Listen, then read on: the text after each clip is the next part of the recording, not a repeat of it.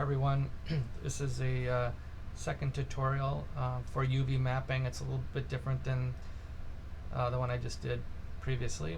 That's now located on YouTube. This one I'm going to build a map for this CerealBox, and it's a slightly different approach. Let's first take a look at so I just built a box, scaled it up. I created the cube, scaled it, added a plane to it, and then if we just look at the UV editor here, you'll see that a map has been created for us. You have to have maps, in order to put imagery, apply imagery to your objects. And so this unfolded in a certain way, but it's still cubic and not proportional to the CerealBox. So right away what we'll need to do is select our box here and delete the UVs and start from scratch. So I'm going to go to UV and delete the UVs. There's nothing there up in the upper right hand quadrant now. And so with the box selected, let me just click away.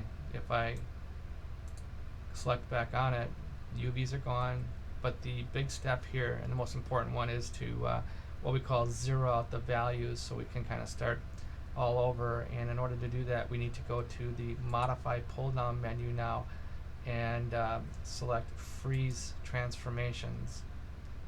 So when we go to the UV editor now, or the UV pull down, we have some choices here, and we can, previously on that other tutorial I select cylinder because of its shape.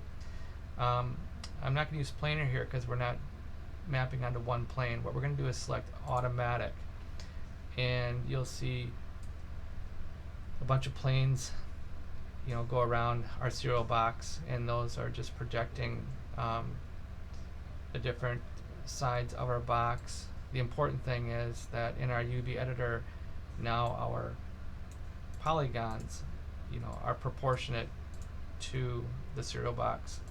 So as you can see, if I go to right click and go to face, I can kind of click around and see where all those faces are.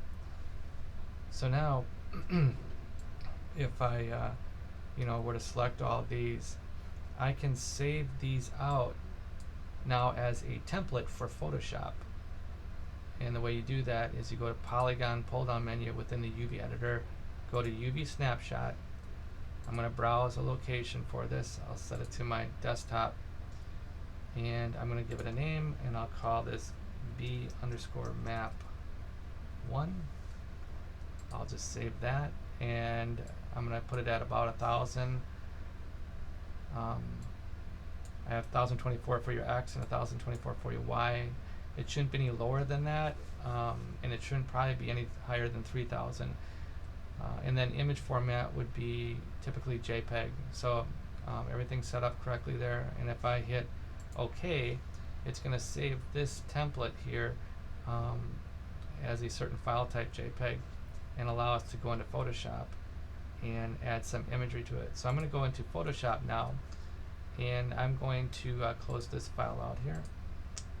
Don't want to save that. And I'm going to go to File, Open, and I'm going to look for that B_map. So I'm going to open that, and there's our template. It's the upper right quadrant actually from Maya, but here it is. And as you can tell in Photoshop, the initial layer is called background. We'll just leave it as that. We'll leave it locked. I'll create a new layer, and what you could do is paint something on there. What I do know is the front of the box is this plane right here. So I quickly downloaded an image here, and I'm just going to copy that and paste that, Command T, and transform that and place that in the area of where the front of the box would be. So as you can see in Photoshop, I'm starting to create some extra layers here. What I don't need is the background layer anymore.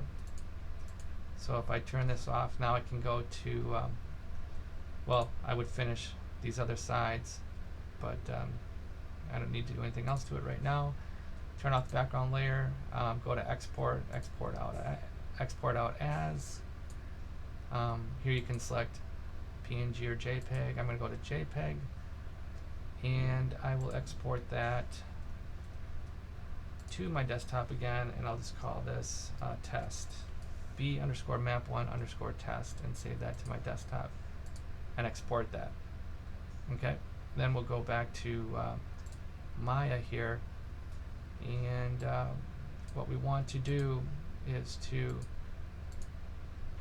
grab our object out here, and we're going to right click and assign new material, and you would typically use Arnold 1. I don't have that loaded here, so I'm just going to go with blend. And as you know, once you add a blend to it, or yours will be Arnold, you just can give it a different name. I'll just call this CerealBox. And just to test it out real quick, I'll just give it a color. So the color is working on here. But what I need to do is I need to take that map that we created and apply it to this quadrant. So in order to do that, we need to go get the file, and the icon is here in the attribute editor to the right. I click on that. All I need to do is look for a file type.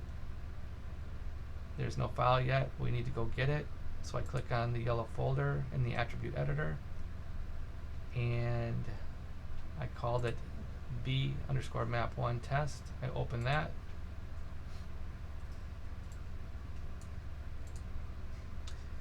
And just select on my box again, you can see now that the map has been applied. It includes even the white background, but it's all there. And in order to see the map now, I just have to go up into the viewport here next to this little light bulb to the left and turn on the textures.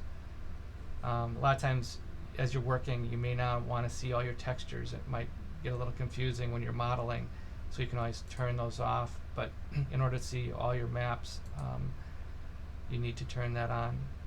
And there's your Kellogg's box.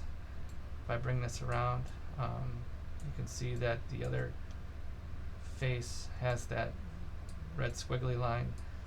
But now what I can do is I can always go back to Photoshop and add more edits to it, save it back out as a JPEG again, and just overwrite the original one. If I come back into Maya, it will automatically update my texture. So that works pretty well when you go back and forth between Photoshop and Maya. So that's how you do a map when you want to do something specifically for a box, and you want to map all the sides of the box. So you're essentially deleting UVs, creating an automatic UV for it, taking the UV maps, making sure they're selected, exporting them out here as a UV snapshot, doing your edits in Photoshop, going back out as a JPEG, and then applying a material with that JPEG image. So that's the second way. The first way was to create a UV for just part of a cylindrical element, for example, a label, and now this way where you can create an automatic projection around all sides and then create a template and build it in Photoshop. So that's the end of this tutorial.